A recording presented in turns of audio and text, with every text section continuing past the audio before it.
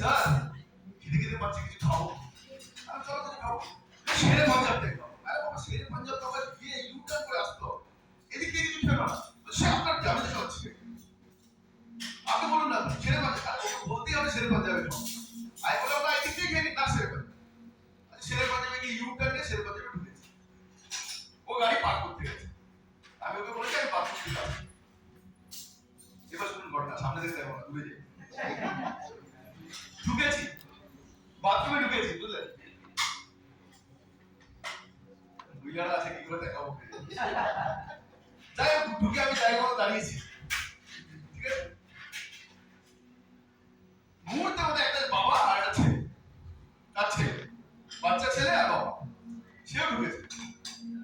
বাচ্চা ছেলে হাতে একটা প্যাকেট, ও প্যাকেটটা এক জায়গায় সেট করেছে। গিয়ে বাচ্চাটা দাঁড়িয়েছে এক জায়গায়, আমি দাঁড়িয়েছি, আর পাশে বাবা দাঁড়িয়েছে। যথারীতি শুরু হয়েছে, স্টার্ট করেছি, বলতে বলতে ওই প্যাকেটটা নিচে পড়ে গেছে, আর নিচে তো চোখ। এইবার বাবা আমার পাশে দাঁড়িয়ে আছে। বাবা, এই তুলবি না, তুলবি না, করতে করতে ঘুরে যাচ্ছে আমার দিকে, তুলবি না। আমি বলি বাবা তুলবি না, কিছু না, আমার দিকে আসছেন তো, আপনার ডাইরেকশন চেঞ্জ হয়ে যাচ্ছে। বলে এই তুলবি না, পুলিশ না, ওটা পুলিশ না, বলে না আমার দিকে ঘুরছে।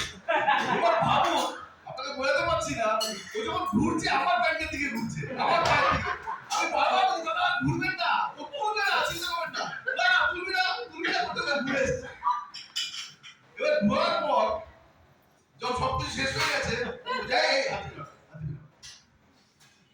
বাবা ছেলে দুজনে বেরিয়ে গেছে।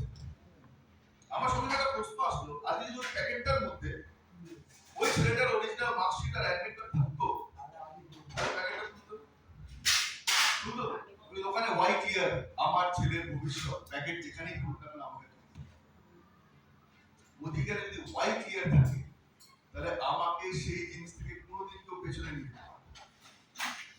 এই ওয়াইটার জন্য তাদের বসে থাকে, তাহলে প্ল্যান প্রোডাক্ট সবার জন্য সেম, প্ল্যান প্রোডাক্ট সবার জন্য সেম। তাহলে কেন একটা মানুষ 70 টাকা পাচ্ছে, একটা মানুষ 70 টাকা পাচ্ছে? শুধু ডিফারেন্স আছে।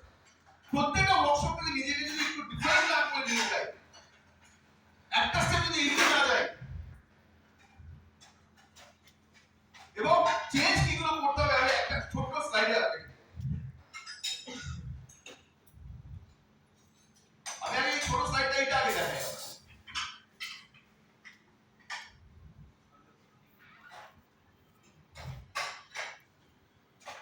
যে কোনো জায়গায় জায়গা দেখা যাচ্ছে, আমি যদি ডিফারেন্স মার্ক করেছি, যারা আজকে 1 লাখ 1.5 লাখ 2 লাখ বা যাদের স্বপ্নের বাড়ি, যাদের স্বপ্নের গাড়ি, যারা তাদের নিজের ফ্যামিলিকে নিয়ে ফরেন ট্রিপে যেতে চায়, যে আমি আমার থ্রু দিয়ে কাউকে আমি একটা আমার ফ্যামিলিকে কিছু দিতে চাই, তাদের মধ্যে কি ডিফারেন্স?